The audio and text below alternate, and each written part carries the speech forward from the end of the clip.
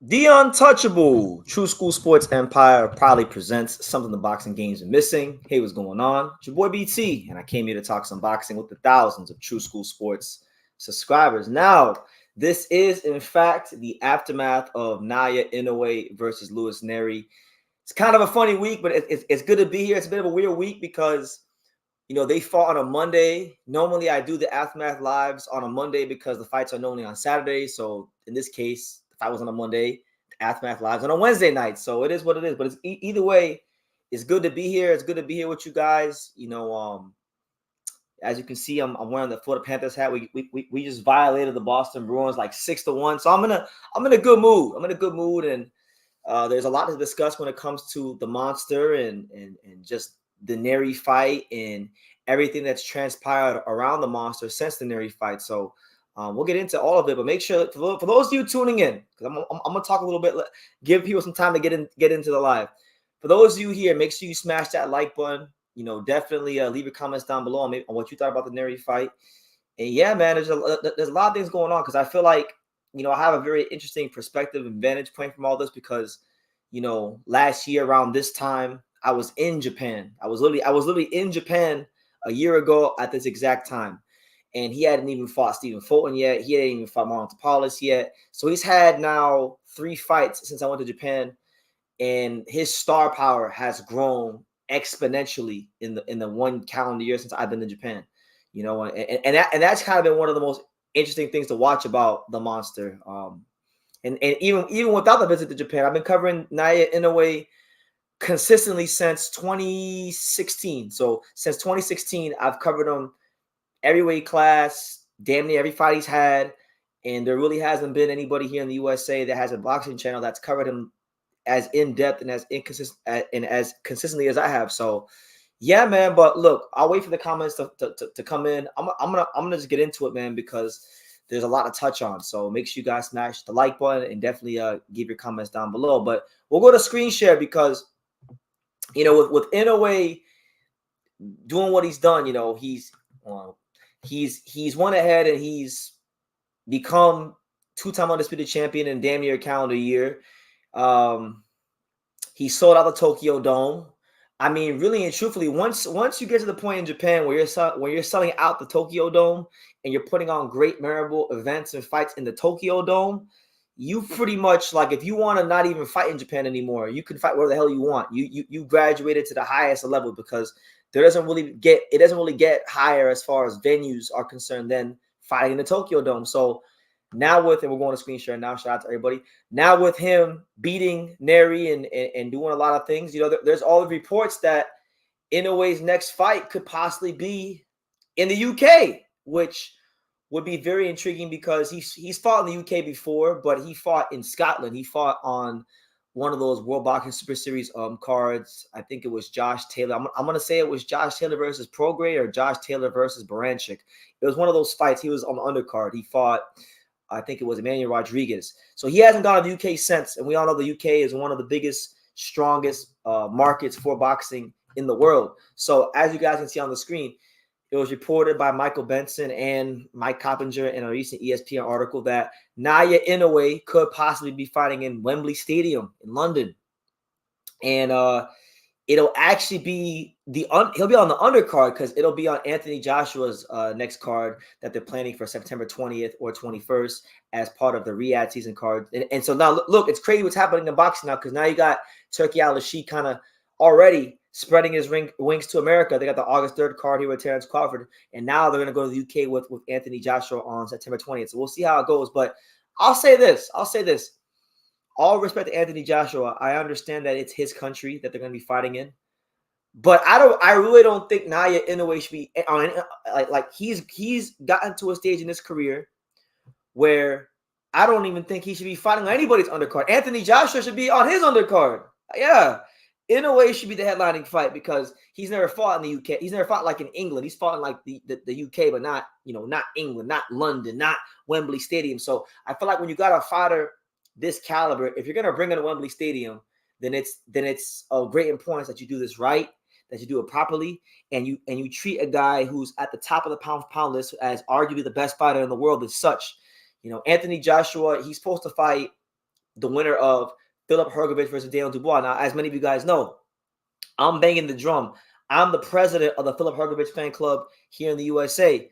But even if Philip Hrgovic were to beat Daniel Dubois and get the fight Anthony Joshua, I still think Anthony Joshua should be on the undercard of Naoya Inoue, just because, like I said, of what he's doing in the sport right now, the fact that he's never been fought in London. You got to make sure you treat a guy like that with class, with respect, and with recognition of what his talent level says he is. So that's just what it is. That's how I feel about it. What do you guys think? What do you guys think? And as far as maybe, I know Sam Goodman's his next potential opponent.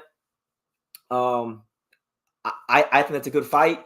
Sam Goodman isn't necessarily a fighter that does anything particularly great, but he does a lot of things well, and he's rangy for the weight class. So it could be a good fight. But I really think it would even be better if they had a British fighter. So I'm trying to see who is a potential like British fighter he could fight, in England, if they're gonna go ahead and do something of that magnitude.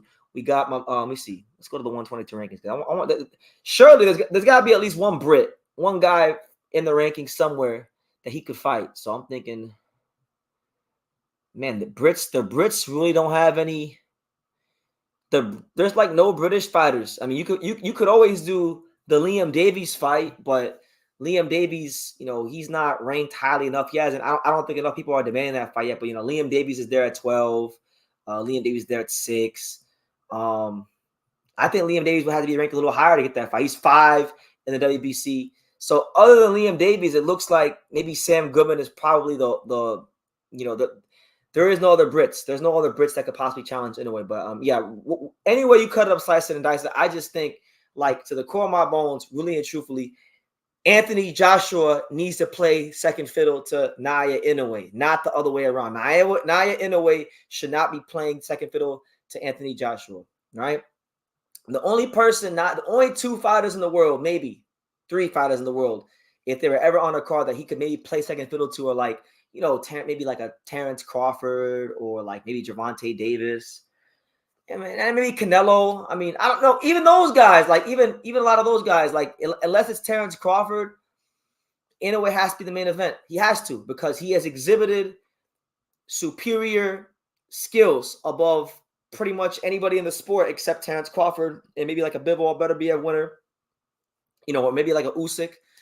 He just deserves that respect. So if he's gonna come to the UK, just do it properly. I don't give a damn who unless Anthony Joshua is fighting Tyson Fury, there's no reason why Naoya Inoue should ever be on that man's undercard. I'm gonna leave it at that. Y'all can chime in and let me know what you guys think in the comments down below. But that's kind of how I'm feeling when I hear the news about him coming to the UK, and the fact that he would fight on the undercard of Anthony Joshua. No, that's not going to fly over here on True School Sports. So that's just where I'm coming from. But shout out to everybody here. Make sure you smash the like button. Let's take some time to acknowledge the comments. We got my man Enrique Luna in the building. Shout out to him. He says, boxing, good fights are coming up. Panthers, yes, they did, man. They did their thing. They finally showed up. And I definitely think we're the better team than the Boston Bruins, and we're going to show it as the series progresses. So shout out to the Panthers. Shout out to Matthew Tkachuk, man. Matthew Tkachuk was throwing them ball. He was throwing some serious heat. There were a lot of fights. Matthew Tkachuk beat the brakes off of David Pastrnak. I actually made a YouTube short about it, so go check that out if you haven't already. But yes, shout out to the Panthers. Jason Rick says Liam Davies is a potential good UK fighter the Monster could face. He is, and the thing about it is Liam Davies has ran his mouth a lot. I think Liam Davies would do a good job helping to sell that fight. We know that Inoue doesn't really talk. I mean, he's Japanese, so these guys, generally speaking, they definitely go ahead and they're more polite, they're more reserved. But just because they're more reserved, it's not to be mistaken with them being soft, right? So I fight Liam Davies just like Nery, just like Stephen Fulton, just like Emmanuel Rodriguez. He will have a certain quality of his a personality where you're going to bring out maybe the meaner side of Inoue, and that would always be for good promotion. So I wouldn't be upset. I wouldn't be upset at all if they made the Liam Davies fight. So yeah, man. Shout out to Jason for the comment. Caleb says Inoue is best in the world, but in the UK, AJ is the main event for all the money. I hear you, man. I definitely hear you, but nah, I'm sorry. He's never fought in England. So my thing is, if he's gonna fight in England, he can't. For me personally, I don't think he could be. I don't think he should be on anybody's co-main event because he's just like I said, Anthony Joshua. He's headlined at Wembley plenty of times. I don't think Inoue should have to warm up the main event for AJ. AJ should have to warm up the main event for Inoue.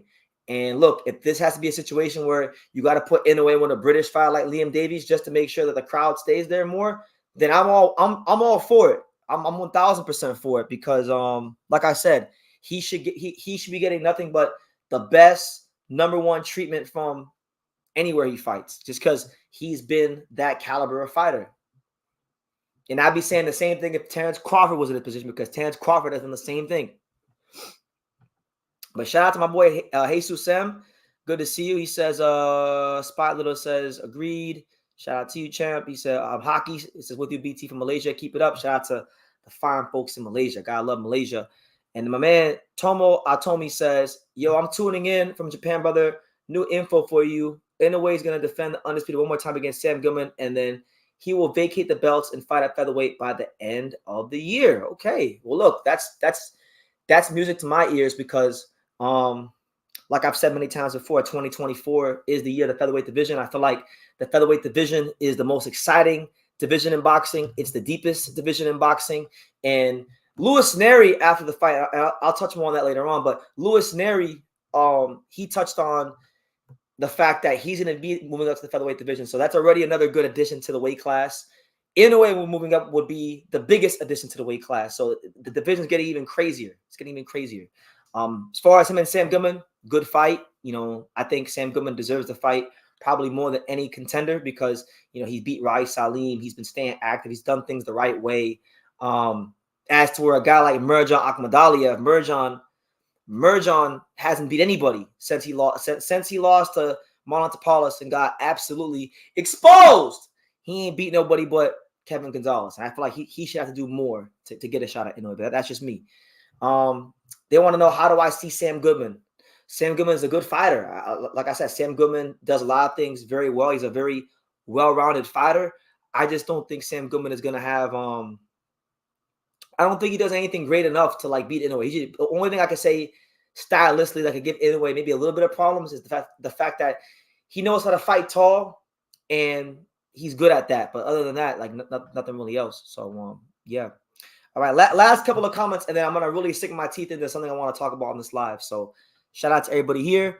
Caleb says Inoue is everything that's right about the sport. Moves up to his 4th weight class and immediately cleans out the top 5 and only the top 5.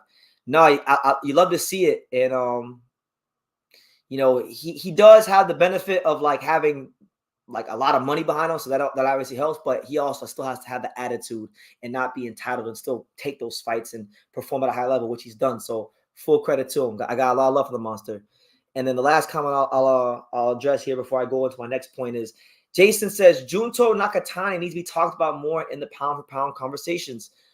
I ain't mad at you for that. I think, what is he now? A 2 division champion? Or 3? Is he 2 or 3? I can't remember if he's 2 or 3 division champion. But I truthfully feel like Junto needs to beat some better fighters, and he's not going to really have the opportunity to beat better fighters until he moves up weight class, because 118 really is a weak division. So I don't think he's far off. I think Junto is like, you're talking about a guy that maybe he's not top 10, but if you make a top 15, he's definitely in the top 15. So he's more than well on his way.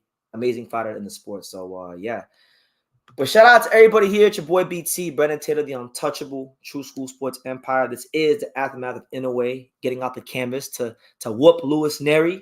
You know, we're talking about everything, right? So one thing I really wanted to touch on is the fact that, you know, seemingly after the fight, after the Nery fight, after he got up off the canvas and showed immense heart and composure and fortitude, he everyone from every weight class are in and around him is calling him out. And I kind of want to just touch on each and every person I saw calling him out and what I think about those particular fights, because it was a lot of people. So we'll go back to screen share. You guys feel free to give your thoughts down below, because your thoughts would definitely be valued on some of these matchups. So we talked about that, right? And then we'll get back to Nery in a second. But look, the first person, so the first person that spoke about Inoue, and this is tweeted right after the fight, was my main man, 50 grand. He's definitely a friend of the show. He's definitely a friend of the program. I love Bruce Carrington. He's a great person, fantastic fighter.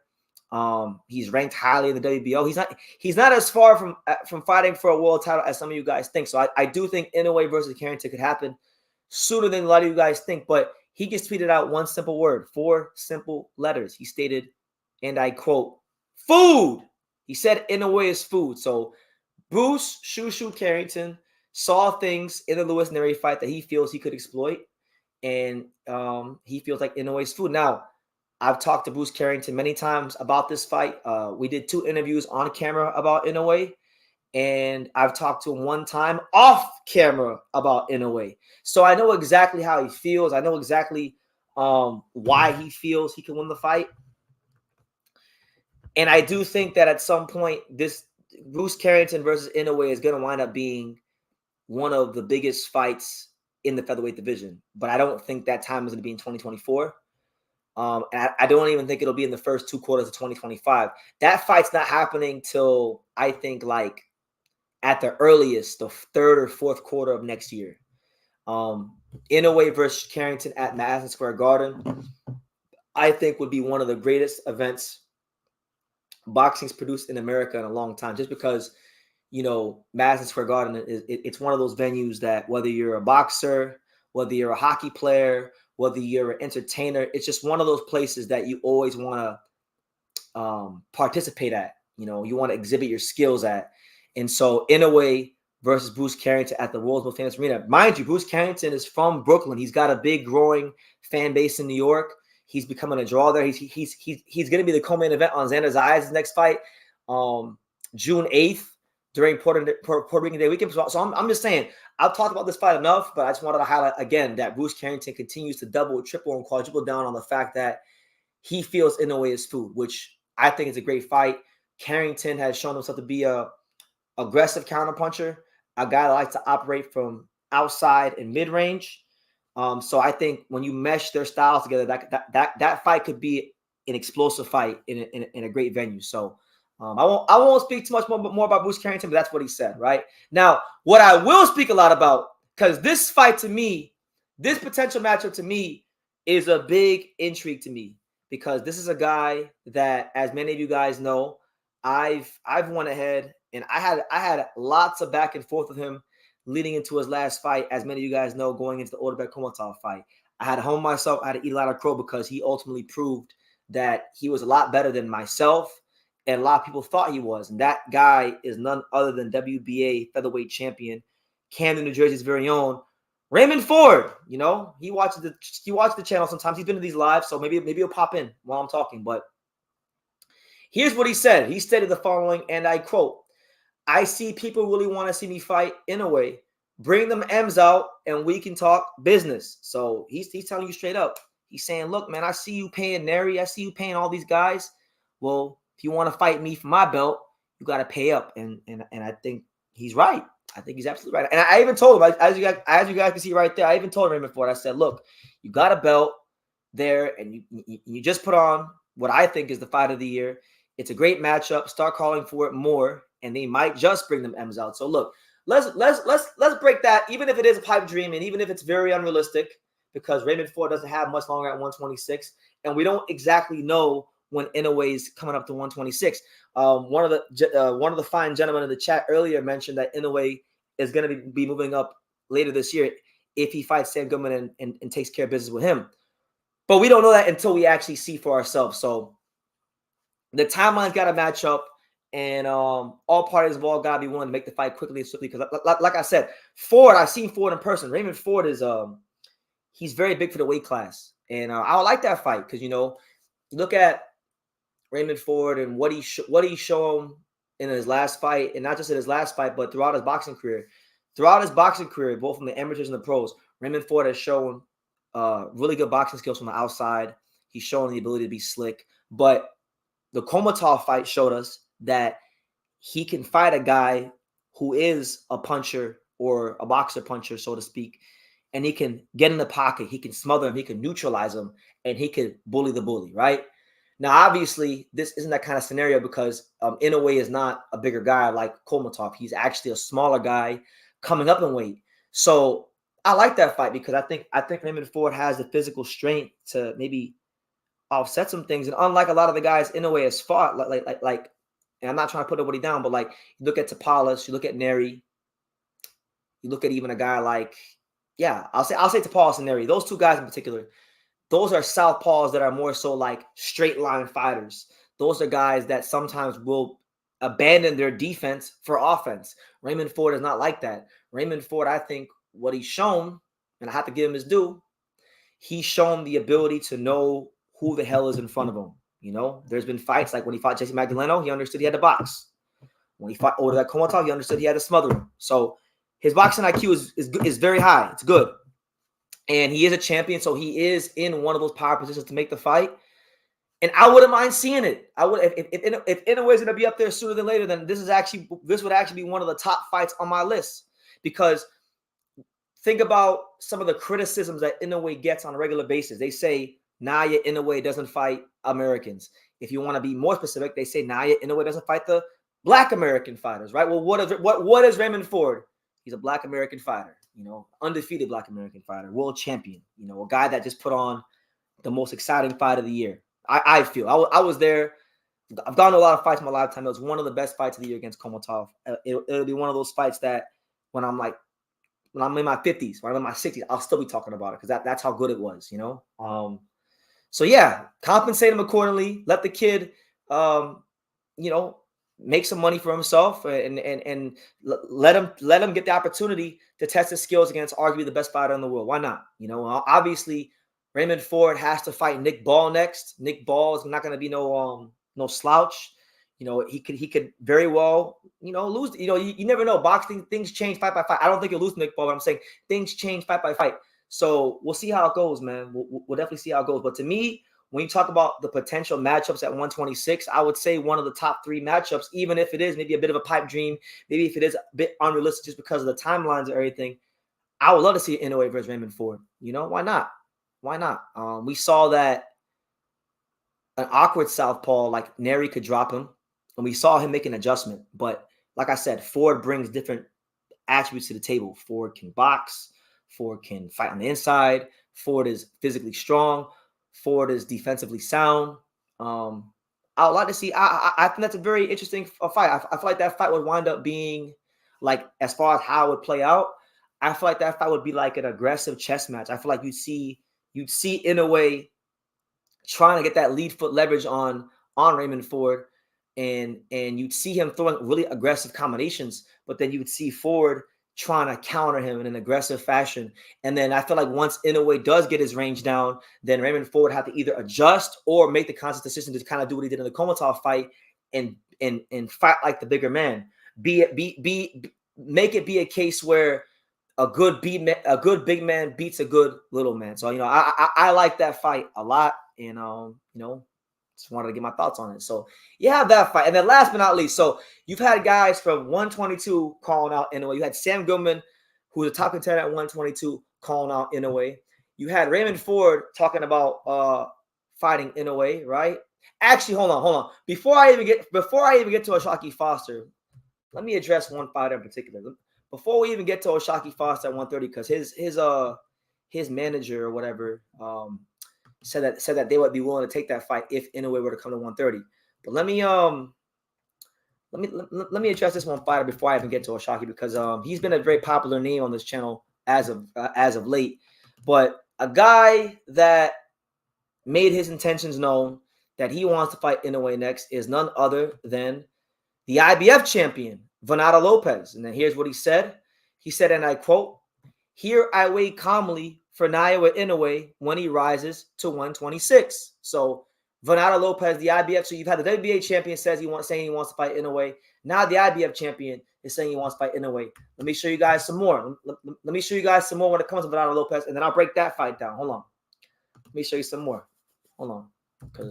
And make sure you guys leave your comments down below, super chat, all that good stuff. As soon as I get through this segment, I'm going to address everyone's comments. So if you're not getting your comments read right now, don't get anxious, don't get mad. I got to get my points off before I get distracted or sidetracked. But where is that picture? There was a picture I saw yesterday here on Instagram of I think it was his manager and Vado. They were calling out Inoue. Now I can't find it. I could have swore. Basically, there was a picture of Vado and his two managers, or one of his managers, calling out Inoue, saying that they're ready for the fight. So look, as far as Vado versus Inoue, I think that's an amazing fight as well. You know, Vado Lopez is physically strong for the weight class. Vado Lopez is, I think, a very athletic fighter. He's a gunslinger. I think that would be like probably one of the ultimate style clashes because, like I always say, Japanese boxing style and Mexican boxing style is very different. You know, the Japanese fighters are very regimented, very disciplined. It's a lot of straight punches, a lot of jabs, a lot of straight right hands and left hooks. You don't really see a lot of uppercuts from Japanese fighters, and you don't see many Japanese fighters throw overhand rights. Their punch selection is normally about 3 punches and feints and just very disciplined by the book, right? But they're very good at that style, so don't get it twisted. Vado Lopez didn't have a lot of amateur fights, so he boxed with his chin up. He's throwing punches from the ground, from the ceiling, from way out here, and it looks a certain way, but that style works for him. So in a lesser sense, he's kind of like the Navarrete of this current featherweight division, you know, just as far as his style. I don't think he's quite as good as Navarrete, but I'm saying it's the same principle. So that fight would be fireworks. I think that's a great fight for the division. That would be Inoue's chance, I feel, to really and truthfully like get adjusted to fighting a strong, full-fledged featherweight, you know. But of course, and I'd be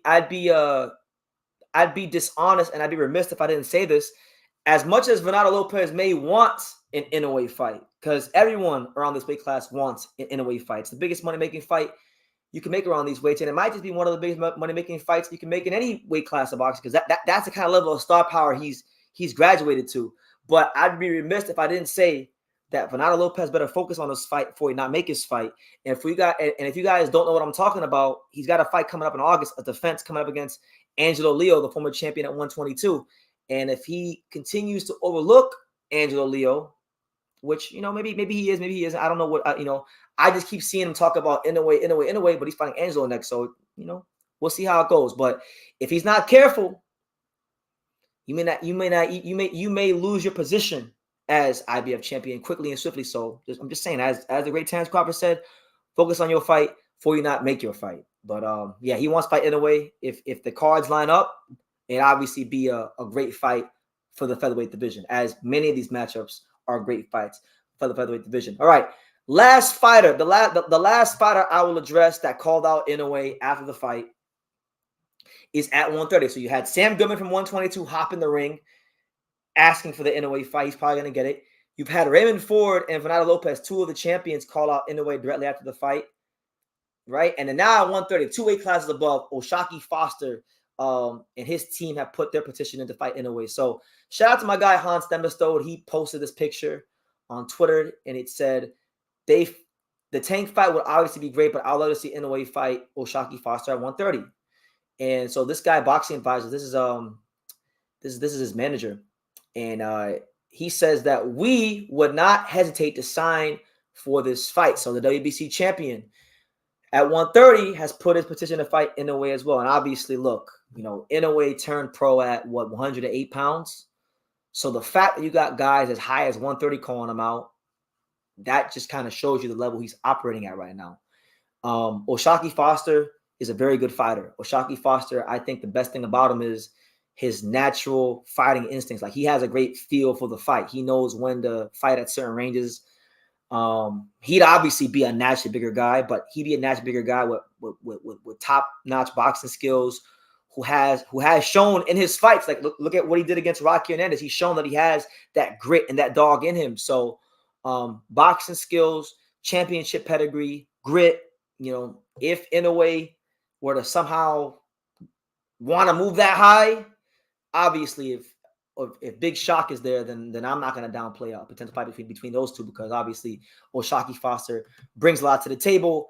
Inoue, you know, right now, guys, it's Inoue versus everybody. That's where we're at in boxing. It's Inoue versus everybody. So just wanted to speak my piece on that, because there's so many matchups that could potentially be happening. So let me go ahead and acknowledge some of the fine folks that are going ahead and Hold on. We have a lot of people that are here. So my bad. My bad. Let me go ahead and man, we got a lot of people here. We got a lot of comments. I see. Is that YSM? Is that Jamil? Hold on. Let me scroll down. That is Jamil. Shout out to Jamil. YSM. Listen, guys. I give respect where respect is due.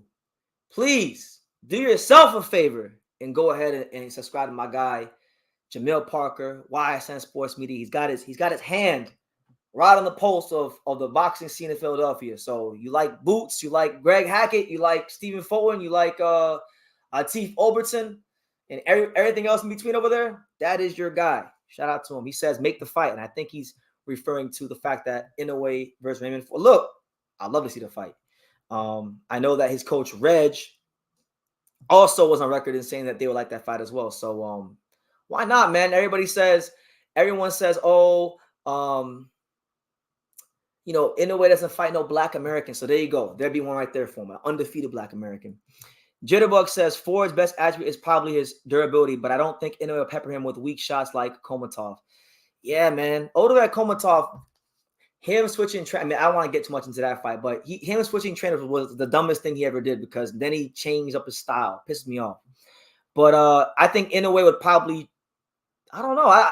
I think if he fought a guy like Ford, Inoue would try to box a little more than you think. I think Ford being so big and strong would it'd be a situation where I think Inoue wouldn't be sitting on the shots as much as you think, at least early on. You know what I'm saying? The speed of Ford would give Inoue problems, but they ain't fought nobody with each other's hand speed. Let me think about that. Has Inoue fought anybody with Raymond Ford's hand speed? If he did, you'd have to go probably all the way back down to like 108 pounds, probably when he fought like maybe like a Ryoichi Taguchi or something like that. But yeah, even then, nah. I think you got a point. You're right. Nery dropping Inoue is going to make him more dangerous. I don't think he's going to get hurt again. He levels up in adversity. For me, I reserve all judgments of what I think he's going to do until I really do think featherweight is going to be a whole different animal, honestly. He's a great fighter. Skills pay the bills, but there's a lot of like skilled big fighters up there. Like it's not just that he's fighting big, strong, durable guys with leaky defense. It's like he's fighting guys that are skilled and they're bigger than him. So that's the exciting thing to make. That's the intrigue it all for me, you know. Philippines 413 says, love you, dog. Inoue is in a different class. Come on, BT. We haven't forgot when you traveled to Japan how much he was praising Inoue. The monster is a different animal. Too fat. I still praise Inoue. What do you mean? I still praise Inoue. Inoue is one of my favorite fighters. And he will remain one of my favorite fighters. But I mean, like I said, 126. This is a guy that turned pro 108. I think 126. The crop of guys there. There's enough skilled big guys there for him to, not leave unscathed. That's all I'm saying. But great fighter. Definitely good enough to beat anybody at featherweight. Tomo Otami said, hey, BT, Mr. Ohashi already said they're in talks with Rafael Espinoza for their first fight in featherweight versus Bob Arum via Top Ring. Did he really? I'm gonna, you know what? Now that you said that, I'm gonna reach out to Rafael Espinoza's manager. In fact, I'm gonna do that shit right now while I'm talking to you because I know his manager personally. So I'm gonna go ahead and reach out to my boy. I think his name is Roberto. Is his name Roberto? Because I met Espinoza's manager when he fought Robesi and we became cool. So I'm gonna ask him myself, and I'm gonna say, look, man, let me get some confirmation on that. Let me see, Roberto. I heard that. Is his name Roberto? Yeah, it's Roberto. Roberto, give me 1 second, guys. Look, I'm typing it right now just so you guys can see. Roberto, I heard that Top Rank is negotiating the Inoue versus Espinoza fight for his first world title fight at 126. Is this true? Because I don't believe it. So there you go. I just reached out to Espinoza's manager. if he messages me back while we're on this live, I'll show you the damn DM myself. Anyway, good to see everybody here. So many comments, man. I don't want to skip over nobody's comments because there's a lot of people adding like good value and stuff, and there's still points I want to get to. So just bear with me, guys.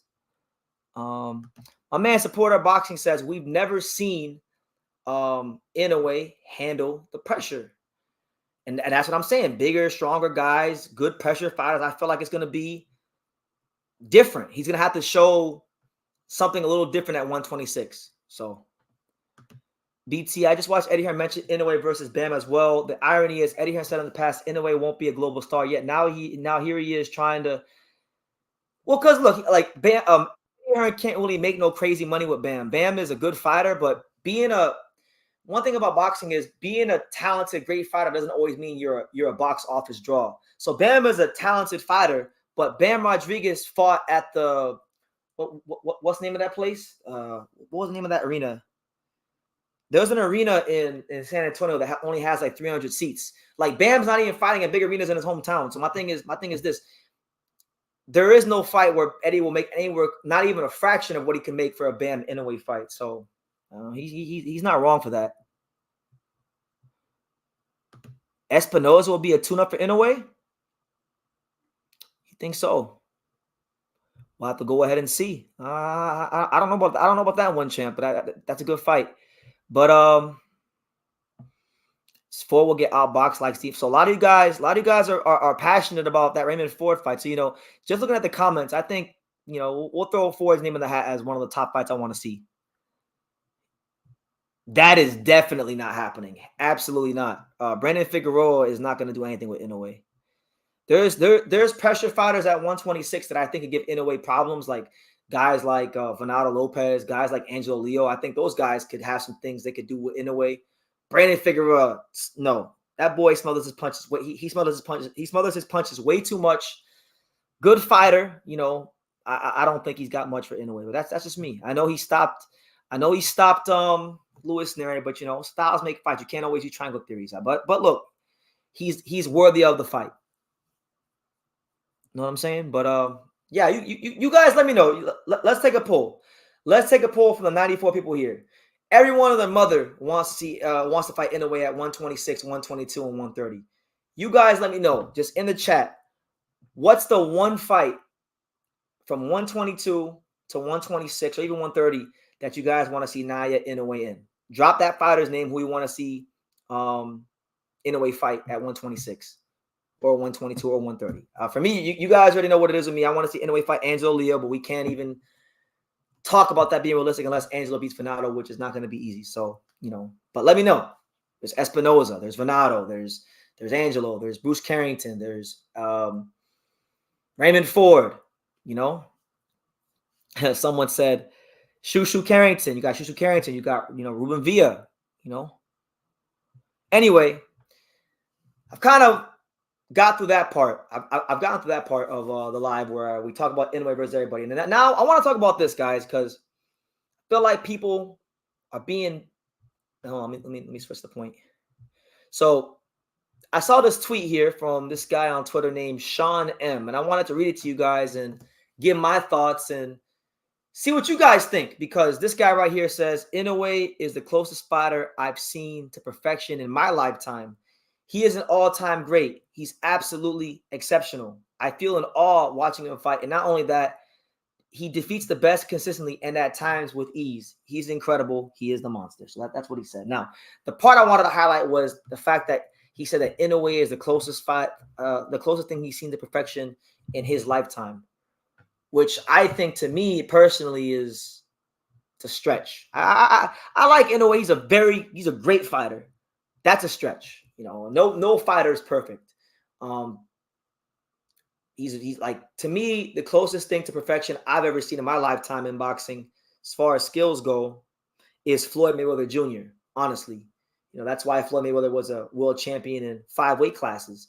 Inoue hasn't even become a world champion in 4 weight classes yet. So we have to see how Inoue makes adjustments when he fights like, big guys, because Floyd at 126 and Floyd at 47, completely different fighters. It got to a point in his career where he had to adjust his style. Inoue, I feel, not even I feel, I know from watching him fight throughout his career, he's had the luxury because the thing about the lower weight classes is that you're not scaling as many pounds, right? So I think from 108 to 122, Inoue has had the luxury of being so good at his style and guys not being so much bigger than stronger than him that he could fight the exact same way from 108 to 122 with no problems. But I truthfully think that when he goes to featherweight will become the first weight class where Inoue now is fighting guys that are big enough and skilled enough to where he's going to have to change some things about his style.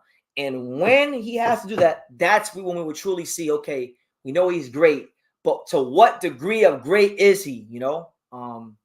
So I'm gonna respectfully disagree with that. I'm still gonna put Floyd Mayweather in that conversation because Floyd barely ever lost rounds. I mean, Inoue barely loses rounds either, but I'm saying Floyd barely lost rounds when he was fighting in his 5th weight class at welterweight. You know, he went from being an elite A+ offensive fighter at featherweight in 130 to being an elite and arguably the greatest defensive fighter there's ever been. So he was elite on both sides of the boards. He was elite when he fought guys his size, and he was elite when he fought guys that were bigger than him, and he was elite in different ways. So for that reason, I can't agree with that statement, but Inoue is pretty damn good.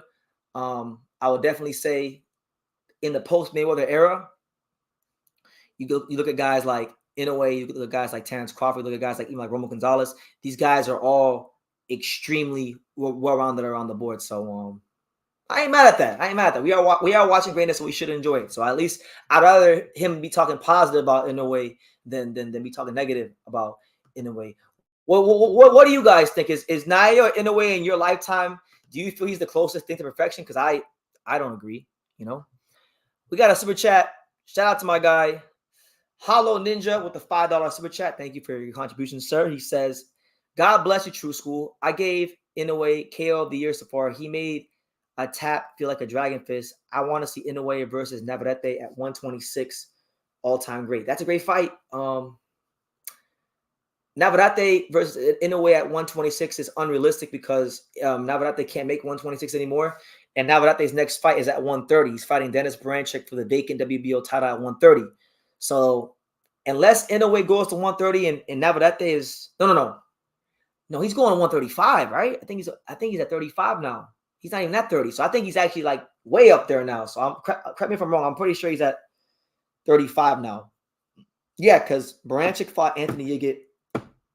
Yigit to 3,500. So yeah, that's not realistic anymore. But as far as him having knockout of the year, it was a great knockout. I don't know if it's knockout of the year. There was a knockout tonight on Pro Box. I forgot the fighter's name, but if any of you guys watched the Pro Box fight tonight, there was a fighter tonight that landed a left hook. I can't remember his name, but he landed a left hook on his opponent, and his opponent was like doing this. That's the knockout of the year. Whoever that was, that's the knockout of the year. You know? My man says, but thank you for your super chat. Figueroa, Vado, Lee Wood. Okay. So a lot of you guys like Lee Wood. Hold on. Where'd you get Lee Wood from? No fighter is perfect. I agree. There is no perfect fighter. But it got to a point when Floyd was fighting. Let me get my charger. It got to a point when Mayweather was fighting.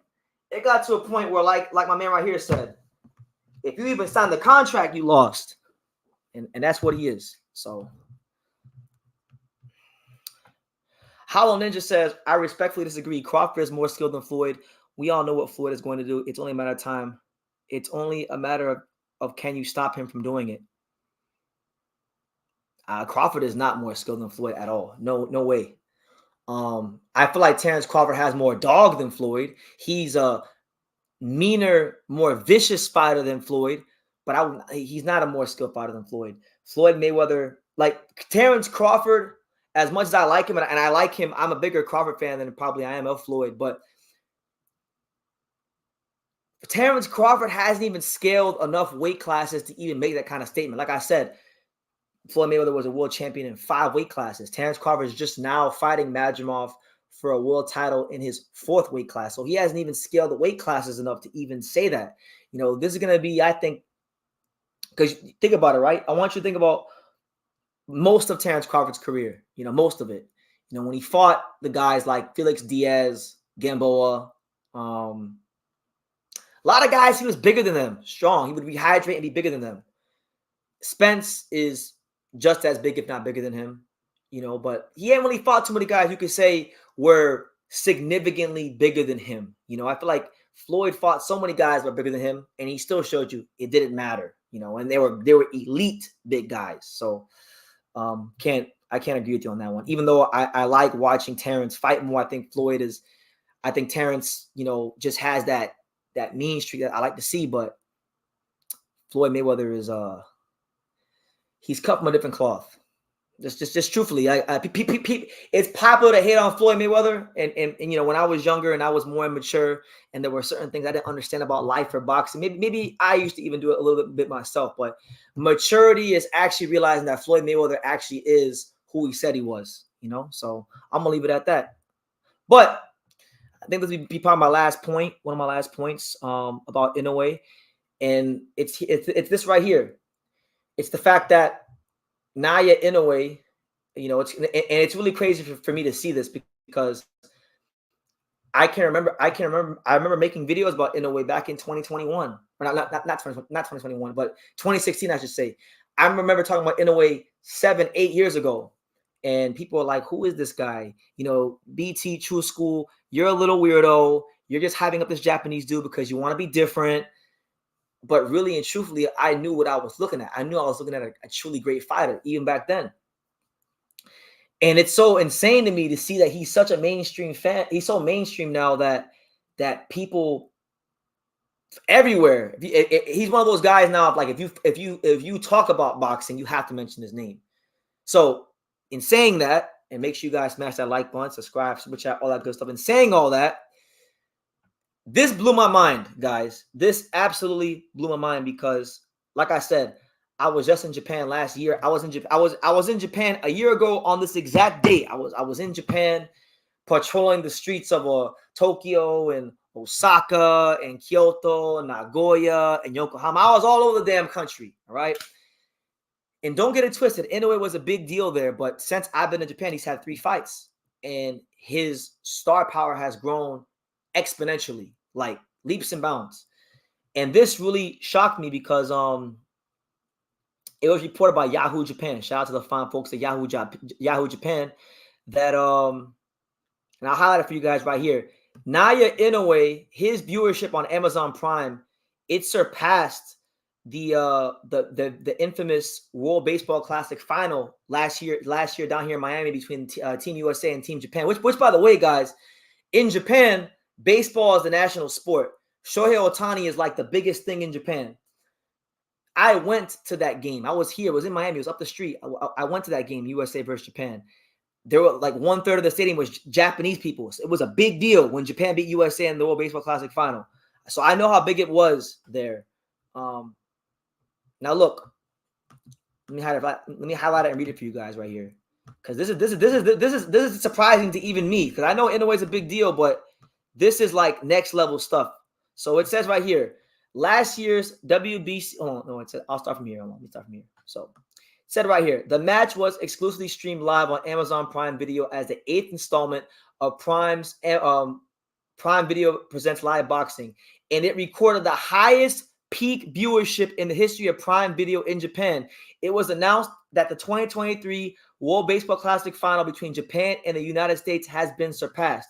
Last year, the WBC final saw the heated showdown between Shohei Ohtani and Mike Trout rock the Japanese archipelago. It marked the highest peak viewership ever on Prime Video in Japan, which was surpassed by the Inoue Nery fight. So there you go.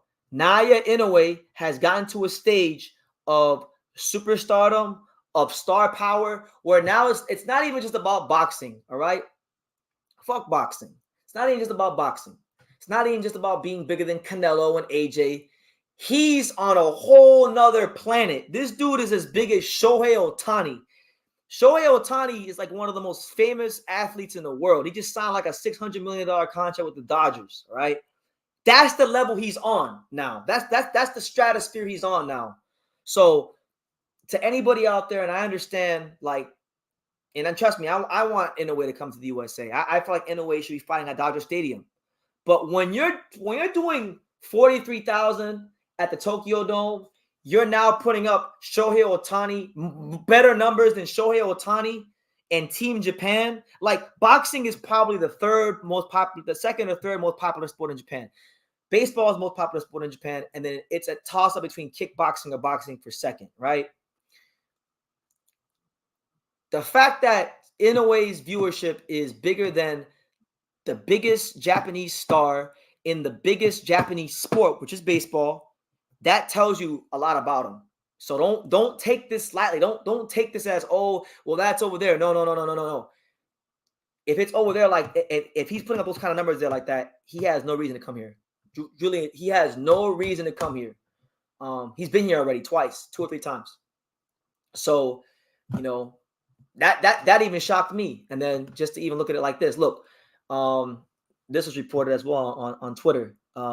Tickets for Inoue and Nery sold for, and we're talking about,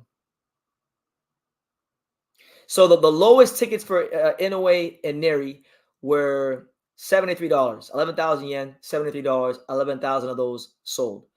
No, 11,000 yen for $73.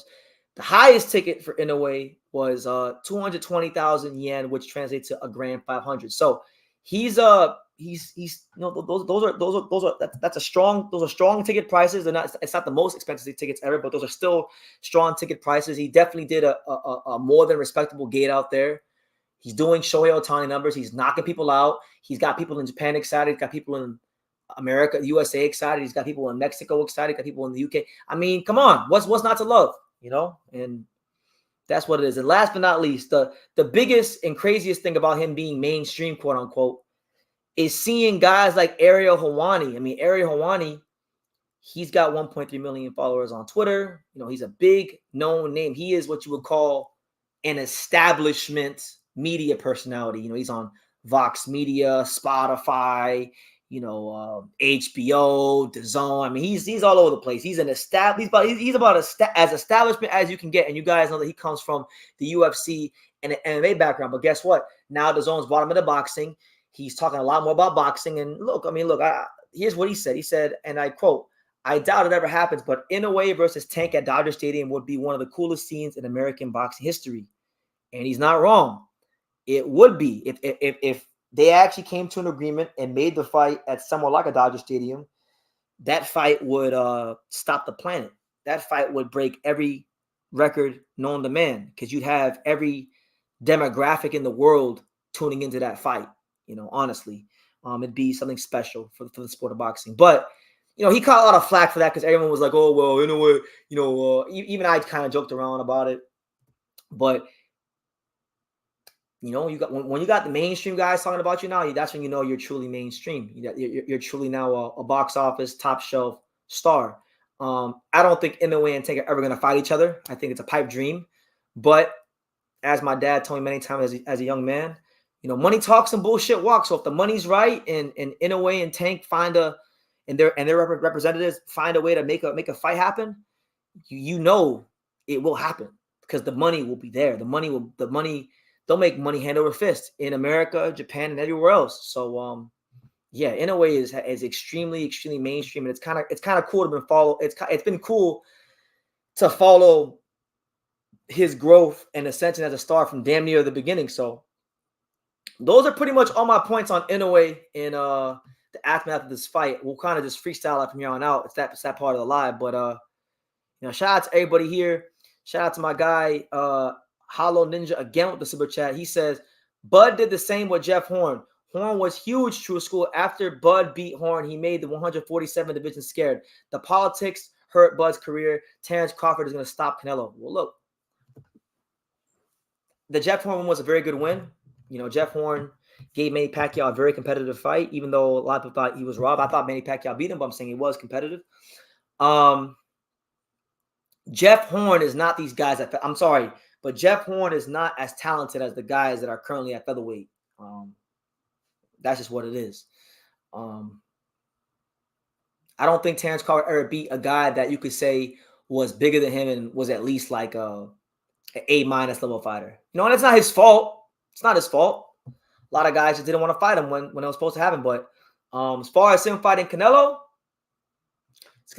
I think it winds up happening. I think Turkey Al-Sheikh gets to fight over the line, and that fight's the biggest money-making fight in the sport. I think that fight can do anywhere from 1.2 million pay-per-views to 2 million pay-per-views. It's a big box office fight, and I'd rather not see it, but you know, I'm just one man. I think we're going to wind up seeing it. So we'll see how it goes. A lot of people are like you. A lot of people think Terence Crawford will beat Canelo. So we'll see. Nery proved that the monster is not untouchable on the first round. No, he's not, but in a way, sure, he knows how to make adjustments. So I think that will be a really good. Him getting knocked out in the first round makes me even more intrigued about what's going to happen when he goes up to featherweight. True School Sports, we can lower Inoue to America by hosting a featherweight World Series in Vegas with no unified champ. The featherweight division is ripe for this tournament. Oh, that would be amazing. That's not going to happen because Vado Lopez is defending his IBF title in Albuquerque, New Mexico against Angelo Leo in August. So that's not happening. But in theory, if we could get it to happen, I would love that. Featherweight's an amazing division with a lot of talent. Why not? They need to hire you. Shohei walks Inoue out at Dodger Stadium. Yeah, imagine that. Like, imagine the scenes. Imagine the scenes if Inoue fought at Dodger Stadium and Shohei Ohtani walks out with him. I swear to God, it'll make the whole country of Japan stop. People who won't even watch boxing that like baseball in the whole Inoue is at that point, because that's the kind of star power Ohtani has in sports. Shout out to Hollow Ninja again. He says, I got Inoue beating Tank, Devin, Tio, Loma, Shakur, and clearing out 126 and 130. Masterly skills and knows how to adapt in any situation like Terence Crawford. Man, I like Inoue a lot. Like, I'm a big fan of his. I don't agree with you on that. I think he's gonna have some problem. I think he's gonna have problems at 126, but that's the beauty of this here on YouTube. You know, you guys get to have differing opinions and we get to talk boxing. But if he was able to do something like that, then obviously he may. If he does, I'll tell you this, Hollow Ninja. If he does exactly what you say, let's say he undisputed at 26, beats everybody, beats like, you know, all the guys there, goes undisputed at 130. So you're talking about at that point he'd be 4-time undisputed. With all those names on his resume, at that point, he'd be the best fighter of all time. You know, to hell with Sugar Ray Robinson, to hell with Sugar Ray Robinson, to hell with Floyd and all these guys in the history books we hear about Salvador Sanchez. He'd be the best. I don't think so. I don't think it plays out like you say, but I would like to see him try. Why not? Push the limits. Supporter of boxing wants to know, am I going to New Mexico? Yes, I will 1,000% be at Angelo Leo versus Vado Lopez. In fact, I'll probably be in New Mexico even way before that. So, yeah. It'll be a great time. Hopefully, a lot of you guys come out to New Mexico.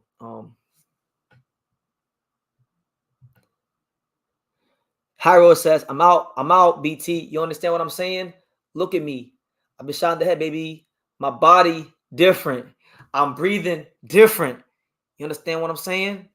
Y'all here quoting Paid in Full, the best movie of all time. Shout out to Hyro. Good to see you, Hyro, in the chat. Shout out to everybody here in the chat. Now we're at that point in the live, guys. I went ahead and I ran through all my points. We're an hour into the live. I'm not sure how long I'm going to go today, so the floor is yours, guys, now to ask whatever you want. It could be Inoue related. It could be about anything else happening in boxing. It could even be non-boxing related. Let the questions rain. Let the super chats rain. Smash the like button. Subscribe. We're here in the home of boxing. We're here on True School Sports. Yes, sir. Shout out to my guy right here. He says, Hayata Tsutsumi versus Inoue may happen at 130 in a few years. You know, the Japanese are a bit weird about fighting each other sometimes. I know they were sparring partners. Like Tsutsumi and Inoue have sparred a lot of rounds. I don't know if that's gonna. I don't know, but it'd be a good fight.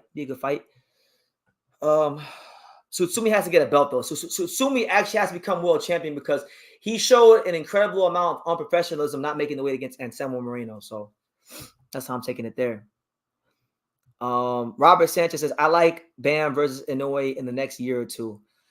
I like the fight too, but it's just, I think the gaps and weight classes are too far apart. You know? Ty Vu says, how come no one talks about Crawford busted gloves? And correct me if I'm wrong, but the ref let him fight with it for a bit. I talked about it. You know, it is what it is. People have talked about it. There's plenty of people that have talked about it. Which fight do you think would happen first? Junto versus Bam or Inoue versus Shushu? I actually think Inoue versus Shushu happens first. I don't know if Bam versus Junto is gonna happen. Because what? Junto's at 118 now. Bam's at 115. Junto's already talking about going to 122. So yeah, I just don't I don't think the timelines would line up like people think. Hyro says the Panthers, where is that? The Panthers did their thing. Yes, they did. They'll be all right. They'll win in 5 or 6 games. They're a much better team than Boston. They showed it tonight. So Junto should jump up to 126 for real. He's big enough. I mean, have you guys ever seen the picture of Junto standing right next to Terence Crawford? I mean, they were damn near the same height. Obviously, Crawford has a bigger frame and more meat on his bones, but they weren't too far off in height. It's crazy.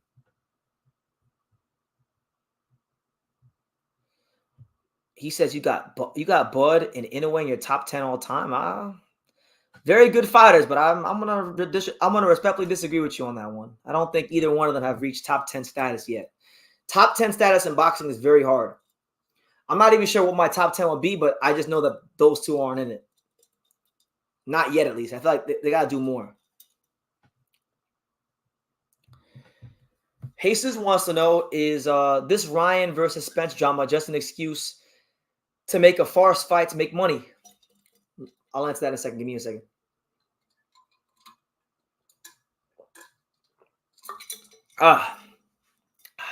Yes, of course. Ryan Garcia is a master marketer. Ryan Garcia is a master manipulator. So, of course he's going to go ahead and make that fight if they can. They now have the whole Derek James angle where Spence didn't pay Derek James. So that's going to spice things up as well. Yeah, for sure. I like Ken Shiro, but I want to see him undisputed. But that Puerto Rican guy is milky. Yes. Ken Shiro Taraji deserves the right to fulfill his legacy of becoming the undisputed light flyweight champion of the world. He's put together what I feel really and truthfully is one of the most consistent resumes in boxing. A resume that is slowly becoming a damn near Hall of Fame resume, but he needs that.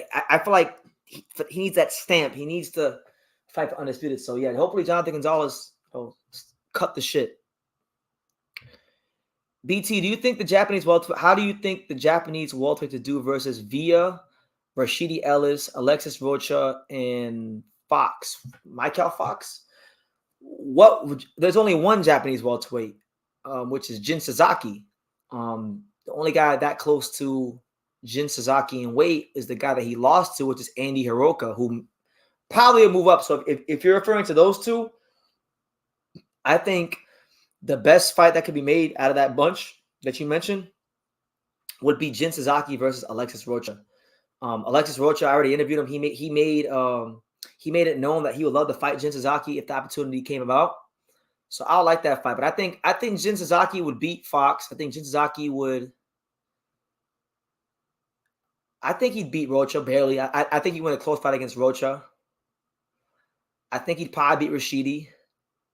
I think he might beat everybody there, honestly, because the only guy there that I think could probably beat him would maybe be Rocha and Rashidi Ellis if he doesn't gas after 5 rounds. But that's my take on that. That's what I'm saying, Brandon. I'm with you. I really think Inoue would walk and beat the brakes off of Brandon Figueroa because Brandon Figueroa he smothers his punches. I mean, he's a good fighter, but I think I think he is a tad bit overrated, honestly.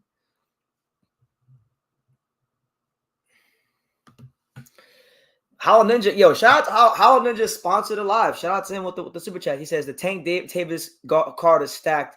I'm buying that pay-per-view for real. Yeah, man. There's a lot of good fights there. You know, you got they just announced Carlos Adames is on that card too today. They have Carlos Adames, Dave Benavidez, you know, a lot of fighters.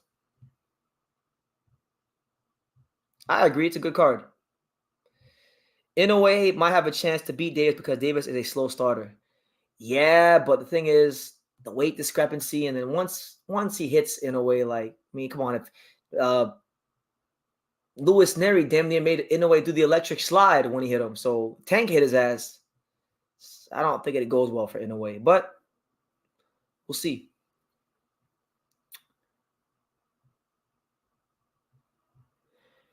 Won't Be Famous says, I think the biggest equalizer that Inoue has is against Figueroa is speed. Figueroa can throw punches, but he's not quick, and speed is what demolished Nery. It's you're right. It's speed, but I would say it's speed and its placement. I think speed will be the difference, but also placement of shots. Because when you got a southpaw, that liver is right in the front. So best mark my words. Inoue will target the hell out of that liver.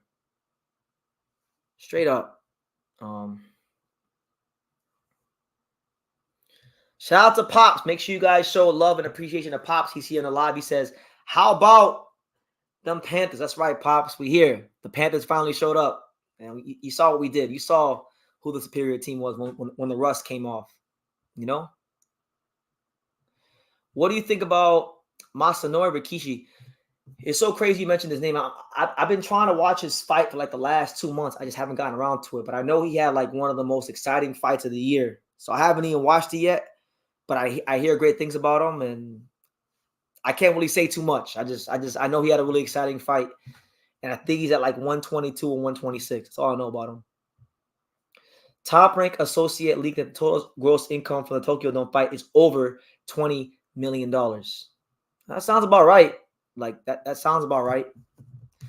I mean, they had about 43,000 people there, 40,000 plus, which is very good crowd. I mean, it's not 55,000 to capacity because they didn't use the outfield seats for the stadium, because the way the entrances and the set was set up, it blocked off the outfield seats. But still, 43,000 is 43,000. I don't know 25 that can sell 43,000. So I believe it. Hyro says, I really want to see that Carlos Adames and Arizona Lara. I told you Carlos was the champion. It was inevitable. You were right, Hyro. So now you will get your wish, champ. I will now acknowledge Carlos Adames as the real WBC champion, because I don't do that interims, you know? I don't. It's crazy is if PBC has a chance to make a potential in-house fight for unification between him and Arizona Lara, I actually think it might be better off if they go that route, have Adames fight Lara, so it'll be Cuba versus Dominican Republic versus Cuba. And then the winner of that fight can fight Johnny Beck for the other 2 belts, and they can do a PBC top rank undisputed unification fight. All the belts on the line plus the ring. That's the way to go.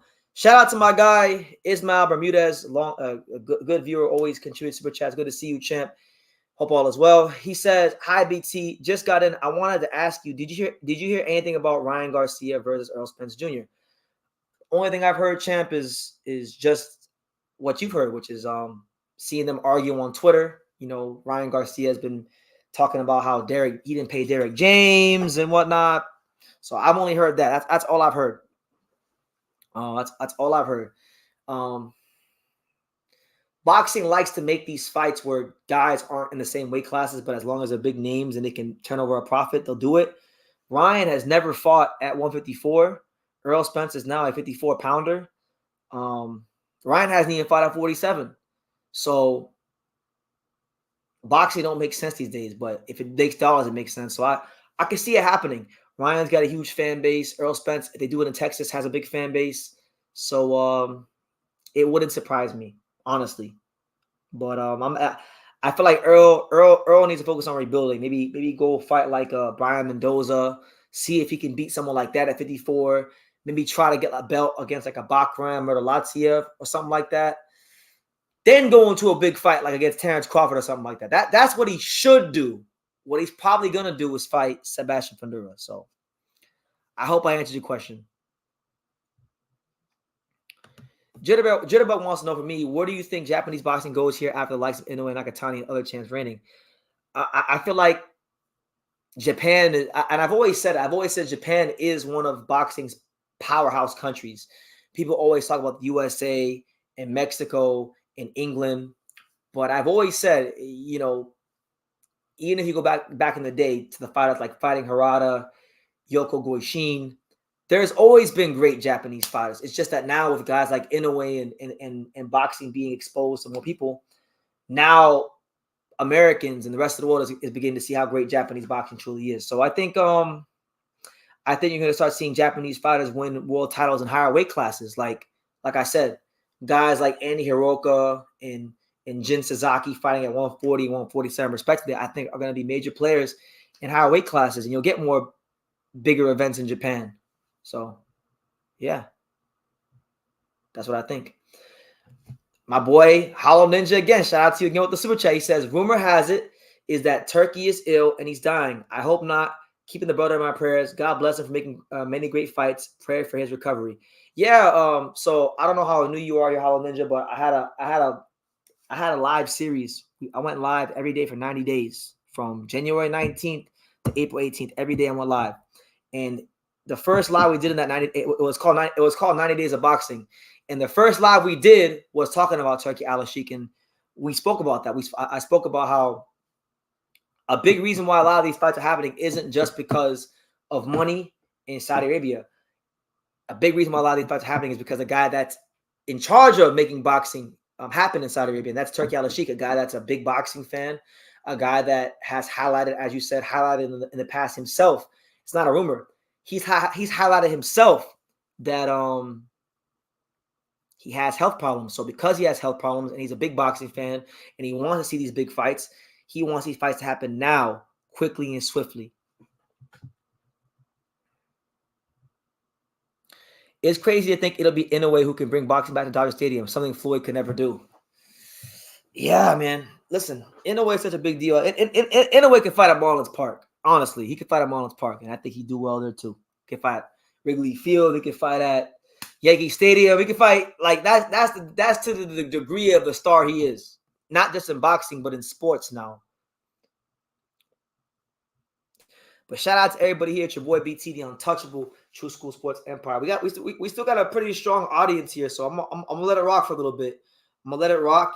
I made my points about Inoue and whatnot, so y'all can ask whatever you want. It could be boxing related, it could be non-boxing related. Whatever you guys want to ask, go ahead and ask.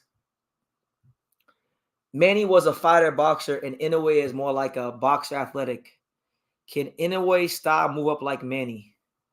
I don't think Manny and Inoue are comparable because Manny Pacquiao does a lot of things technically wrong. Like if you had a kid and you brought your kid to the boxing gym, you would never let your kid box like Manny Pacquiao, because fighters who try to box like Manny Pacquiao get fucked up. Manny Pacquiao is one of the only fighters that can actually go ahead and fight like that.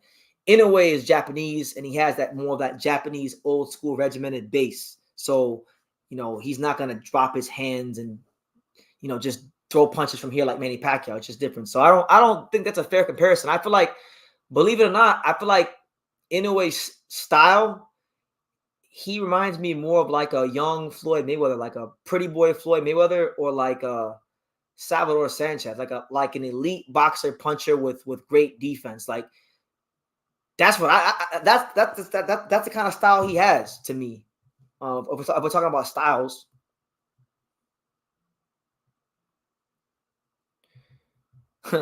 Hyro with the first PBC coming alive. He says, you gotta admit, Al Heyman isn't wasting time Al Heyman's doing his thing, man. You gotta give Al Heyman his due. And you know what? Hold on. Let me see something. Do I have the Al Heyman clip in here? I don't think I do. I used to have this Al Heyman clip in here. Oh, I do. Yeah, shout out to Al Heyman. What do you think Al Heyman's doing for boxing PBC? I'm not sure. I know he's doing great for me. Me and my daughters thank Al Heyman, in our prayers every night. He's changing boxing, but I can't really speak for everybody else. I'm speaking for me. Here you go. There you go, Hyra. That was for you, champ. Orion Chun says, who is the best pound-for-pound boxer in the world right now, Inoue or Terence Crawford? It's tough. You can't go wrong with either guy. They're both great. I'm a huge fan of both guys. I would lean slightly toward Terence Crawford because I feel like in their undisputed fights, Terence Crawford was slightly more dominant than Inoue. I know you could argue about the Kavaliauskas fight about that needing to be a knockout, being that should have been called a knockdown. But on paper, he's never been knocked down.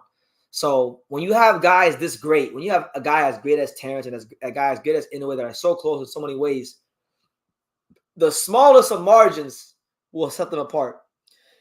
So I'll say Terence, but I ain't mad at you if you got Inoue number one. BT, are you surprised that Canelo thanked Al Heyman? No. We all thank Al Heyman at some point. I thanked Al Heyman at one point. No, when I say Inoue like Floyd, I'm not talking about the Floyd at 147 that was a master defensive boxer. I'm talking about Floyd at 126, 130, the guy that was fighting God, the guy that was fighting like the guy that was fighting Corrales and those guys and Angel Man Freddy. That Floyd.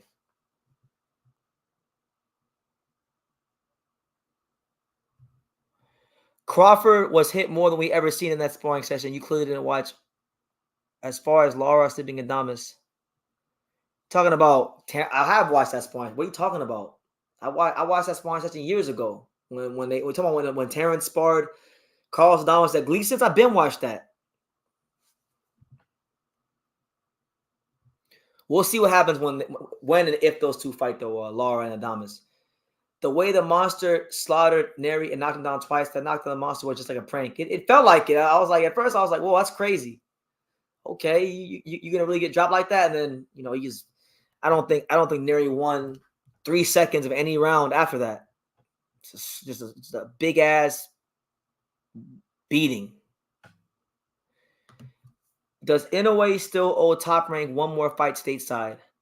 I'm not really sure. I've heard that, but I don't really know. Be great.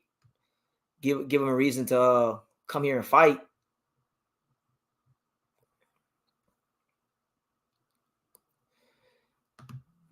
So Jitterbug says, personally, I prefer Inoue staying at weights he can keep knocking people out versus adapting his defensive style just to try and beat guys way bigger than him. I hear you. But at 120, I mean, like, who is okay? So hypothetically, if he stays at 122, who do you want to see him fight after he beats Sam Goodman? If he beats Sam Goodman, if he takes care of business. Because after that, you got what? You got Mirjan Akhmadaliev. I mean, come on. He don't deserve the fight. You got what? Rai Salim, Elijah Pierce. I mean, come on, man. Arizona Lara is a rich man. Isn't Lara and Ugas the embodiment of the American dream? You could say that. They came here with nothing. And they're definitely going to leave with something, so why not?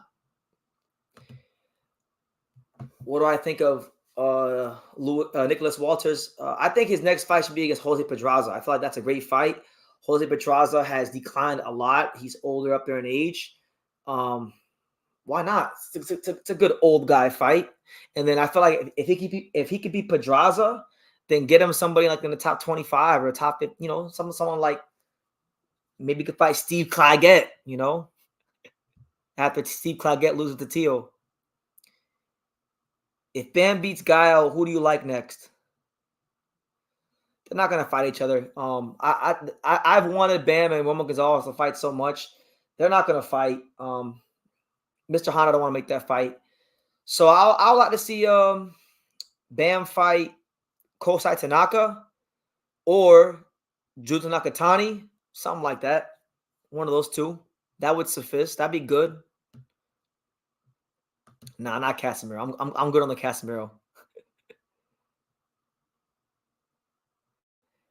But shout out to everybody here. It's your boy BT, the Untouchable, True School Sports Empire. We're live. It's 12:35 p.m. Eastern Standard Time. Crazy. Tomorrow night at this time, I won't even be in the country anymore. I'll be in a whole other country tomorrow. I'll be in Nicaragua tomorrow. I'm gonna be going to Nicaragua from Thursday to Sunday because I'll be out there with my friend Eric Lanzis Jr., 140-pound prospect. He's got a stay busy fight out there in Nicaragua, so I'll be there to support him, make sure everything goes well, and get you guys interesting content. I never been to that part of the world, so I'm kind of excited about it. I'm kind of excited to see a new culture. But yeah, it's an intriguing week. I mean, I know we got Lomachenko Kambosos on Saturday. I'm not sure if Pops is going to go live for that. He's told me he will. But we'll see. I know I won't be because I'll be in Nicaragua. Did I see the Adrian Broner poster? Yes, I did. I might be covering that fight because that fight happens to be right here in my hometown, right here in South Florida, right here in Hollywood, Florida, at the Hard Rock Casino.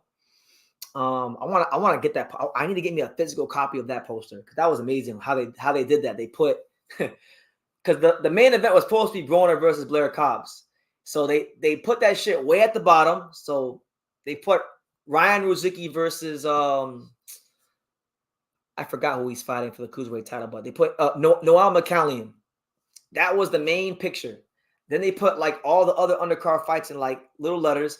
And then they put a little picture of Blair Cobbs versus Adrian Broner. And then it said, if Broner shows up. That was amazing.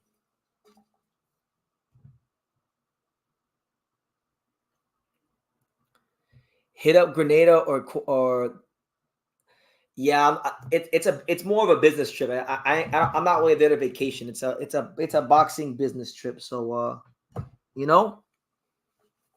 I'm gonna Grenada. I've got one of my best friends in the world is from Grenada. So one day probably. Any chance we see Raymond Murataya versus the Lomo Kambosos winner on the August 3rd card?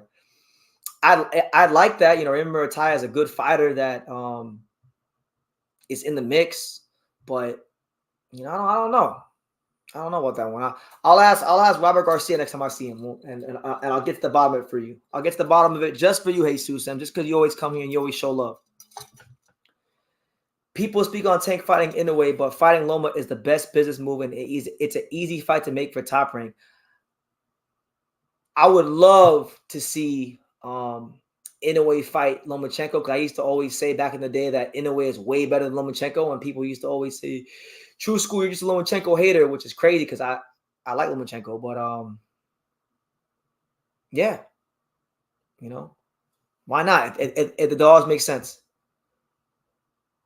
Casual boxing fan says, I'm the best fighter at 135. Keep grinding, man. Keep doing your thing. Grenada City and Nicaragua, okay. Shout out to Nicaragua. Yeah, I'm looking forward to seeing it, man. Being there tomorrow. Being in Nicaragua. I'll be there for like 3 days. So be very intriguing to see how boxing works over there. And I'm sure I'm gonna learn a lot. And hopefully, I know Eric will get this win and it'll be good. And then Eric Lanzis Jr. gets closer and closer to getting a nice fight at 140. So yeah. I'm excited. BT, have you seen the women from Cape Verde? I have. I personally know a couple Cape Verde women here in South Florida. They're very attractive. I like Cape Verde women. With your connection with Ken, will you try to ask him to set up to meet Inoue when you are in Japan? Kenshiro? There's a lot of guys I've asked about that. You guys don't understand how big of a star he is there. Like even dudes that know him, it's like they can't do nothing. It's crazy how things are over there. But I do think one day the Inoue interview will happen. And the day that I get a chance to sit down and talk to Naoya Inoue, I guarantee everybody in the boxing world it will be the best interview he ever does. Supporter of Boxing says Casemiro versus Elijah Pierce. I like that fight. Elijah Pierce is a guy that's looking to fight the top guys at 122. And in order to fight the guys at 120, the top guys at 120, 122, why not fight a former champion like Casemiro? That's an ideal fight. I like that fight. And I know he wants that. Andrade is from Cape Verde. I know. I'm very aware. Do you think Fulton can make a comeback, or is he just picking up the last few checks? Well, I'll tell you this. He has a tough fight. His next fight, he's fighting Luis Nunez, who's an undefeated fighter, good fighter. I think Stephen Fulton's a prideful man. I think Stephen Fulton is going to have a chip on his shoulder to prove that he was better than he showed against Inoue, and I don't think that Stephen Fulton is just coming back to pick up a couple of checks. I think Stephen Fulton's coming back to be a real player at 126 or any weight class he competes in. So, no. Do you know why Mr. Honda has so much control over Japanese boxing? I don't know why he has so much control. I just know that from what I've been told from people that I know in Japan, that basically Mr. Honda, if you're a Japanese fighter and you want to fight abroad here in America or anywhere in the world, it doesn't matter if you're not with Tekken Promotions. If you're with anybody else, Ohashi or anybody else, Mr. Honda has to greenlight you fighting overseas. It's crazy. It's different. Have you ever met Max Kellerman? No, I've never met Max Kellerman, but I've met Jim Lampley. That counts for anything, Jim was pretty cool. Why is Crawford versus Boots such a hard fight to make? It's a great question. I think starting with the Boots side of things, I think Boots had a very horrible career from the management side, so they kind of messed his value up. Boots is also very good. So also doesn't command a lot. He doesn't command the kind of money that Terence Crawford would want following a pay-per-view fight against Errol Spence. And I think deep down Terence knows it's a hard fight. So until that money makes sense, they're not taking it. So that's my opinion, Edgar. Shout out to my guy Ismael Bermudez with a $20 super chat. Appreciate you, champ. He says, BT, have a safe trip and God bless you. Thank you so much, man. I'll definitely have a safe trip. And like I said, I'm not sure where I'm going in Nicaragua other than the arena and to the weigh-ins and stuff to my friend's fight. But, I'll make sure I get you guys some interesting content. And God willing, I would love to run into Roman Gonzalez, but I don't know if he's there right now. So, been to Japan. This is my first time going outside of America in a year, so looking forward to it. Nicaragua will only be the third country I've ever been to, because I've been to England. That was 2019. I went to Japan last year in 2023, and then now this year, Nicaragua. So True School Sports International. We're not just in South Florida. We're not just in Vegas. We're not just in Arizona and Texas and California and upstate New York and New York City and Philly. No, we're international, man. But thank you, Ismail. BT, would you ever consider interviewing Victor Conti? And can I super chat him calling a piece of crap? Listen, if you super chat, you can do whatever you want, champ. You're contributing to the success of the program. So, But as far as me interviewing Victor Conti, I mean, I'm gonna be honest with you guys. I don't condone cheating in boxing, but there's so much gray areas and dishonesty from testing agencies in boxing. I don't want to go through all that. So like, if I see him in passing, I'm sure I'll interview him, but like, it's not an interview that I care about. Because you know what it is, guys? I'm gonna tell you guys this. I used to be one of these people in boxing that used to be all up in arms about when dudes fail tests and steroids in boxing. But I've come to the reality, because I know so much about, I really know so much about what goes on in the sport, that it's just part of the sport. And it's not right, but there's so many intelligent people when it comes to the supplements. They once they usher in a certain amount of testing, guys I don't care if it's Victor Conti or Memo Heredia or Alex Ariza or whomever, these guys know how to give fighters undetectable substances to put in their body, So It's just not something that like it's part of the sport. It's not going away because boxing doesn't really punish drug cheats. Like I saw today, Steven Bretman Edwards was saying that if they don't come down on Ryan Garcia the right way, if they don't suspend him and do this, and then boxing as we know it is done for. And I'm like, how? How is that possible? How can you say that when Jarrell Miller is still boxing?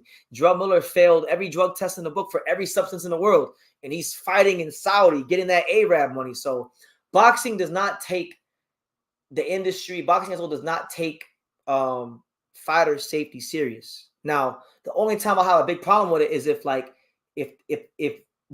one of my friends in boxing, so Philip Hergovich, Angelo Leo, Eric Lantis Jr., someone like that, one of those fighters, if any of their opponents test positive, I'm gonna have a big problem. We may fight for real, but other than that, it is what it is. Boxing only punishes the B side drug cheats. They don't punish the A side drug cheats. And then there's dudes in boxing right now that are taking steroids that the public don't know is taking steroids, but they sign agreements with promotional companies so that it doesn't get reported. And it's just like it's crazy.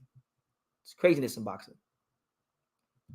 Anyway, once again, shout out to my guy Ismail Bermudez with another $20 super chat. So I appreciate you, Ishmael. Thank you so much for your contributions, and Hollow Ninja and everyone else, man. You guys are the reason why I'm able to go to these places like Japan and Nicaragua and Vegas and, get you guys the best content possible. So I don't take none of this for granted, and I do appreciate you. Thank you so much, and I will have a safe trip.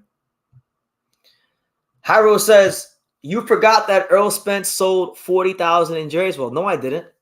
Just because I didn't bring it up doesn't mean I forgot.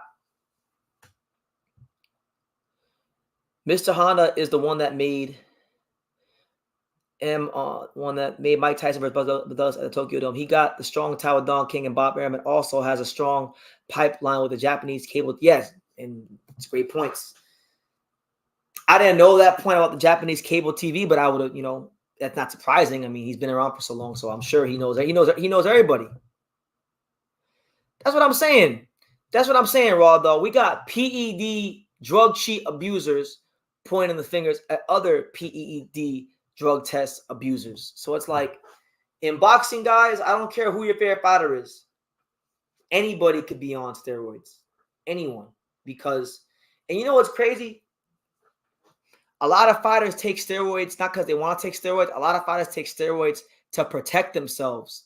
And you may say, well, what do you mean protect themselves? Because boxing is a small community, and people know who's on it and who's not. And a lot of times a fighter could be clean his whole career, but if he knows he's fighting a steroid drug cheat, he may take steroids himself just so that he has the security of knowing that he's on somewhat of a more even playing field. Because, yeah, steroids don't give you skills. Like, steroids don't make you throw a perfect jab or a perfect straight right hand, but steroids will help you, recover faster.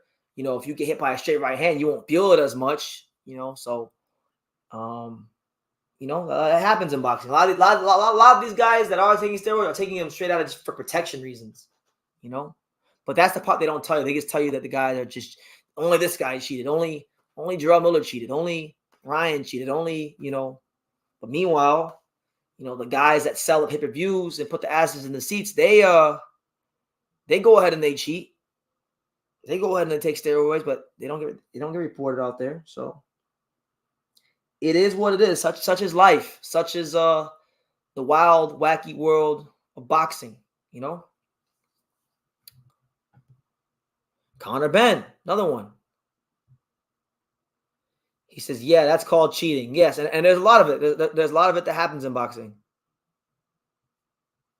and it's never going to end. It's never going to end until boxing as a whole. And I mean the commissions, the sanctioning bodies. I'm talking about everybody that administers the sport has to get on the same page. You can't have VADA, USADA, and WADA all having different guidelines, because then there's gray areas and fighters will look to manipulate those gray areas as much as humanly possible. And that's the issue, because like, for example, in the clean boxing program for VADA, you have substances that you can take in competition, and you have substances you can take not in competition. And then the thing is, both WADA and VADA have these lists, and they're different. So like what's on one list may not be on the other list, and it's just ridiculous. It's just bullshit. But that's where we're at. What do you guys think? What say the fine viewers of the untouchable True School Sports Empire? We here. Just freestyling it now. We spoke about Inoue in depth. So if y'all want to ask your questions, let me know. Smash that like button, super chat, subscribe. Let me know what city, what state, what continent you're watching from. Right now, just chilling, enjoying my night after the Florida Panthers decided to show up and beat the brakes off the Bruins. So I'm happy as hell. I'll take your guys' questions. Anything box related, anything you want to ask, go ahead and ask it. We still got a lot of viewers here, so that's why I'm still here just talking to you guys, because we're maintaining strong viewership here.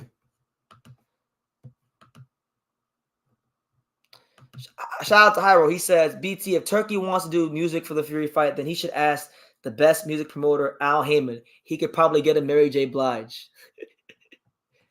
You're not lying. If you wanted to go to music, that's the guy to go to.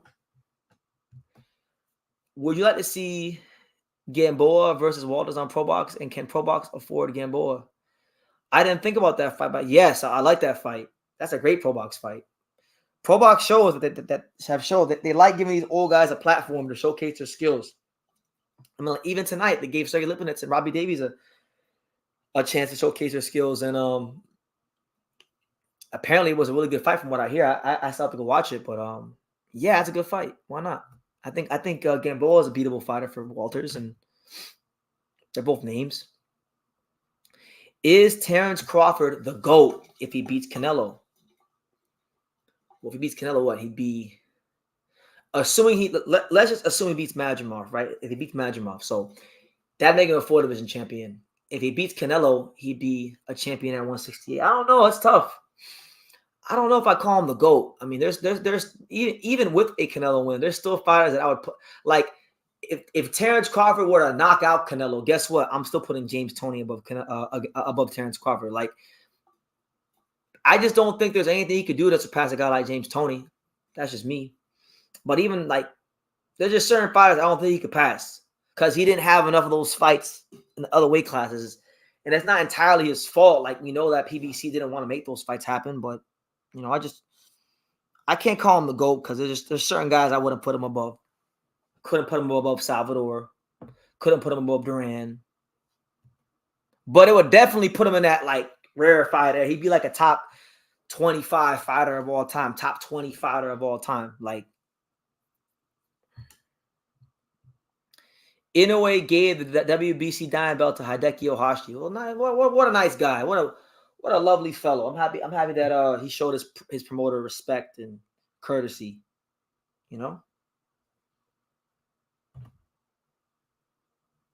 So for those of you who have been watching since the beginning of the live, I messaged Rafael Espinoza's manager like an hour ago about the Inoue fight because somebody in the chat said that they're negotiating Inoue versus Espinoza, and I haven't got a response yet. So if and when I do get a response, I will let you guys know.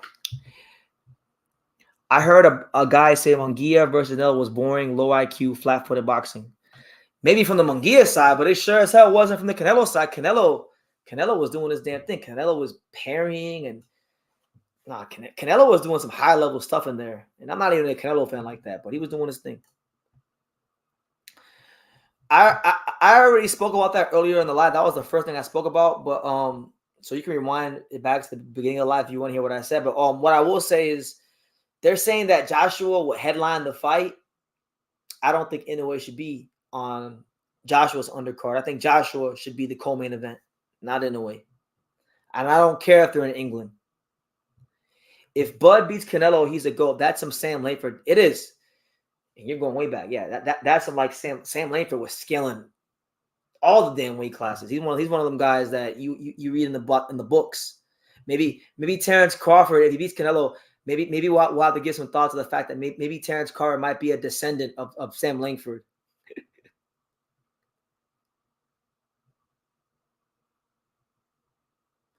What do you guys think?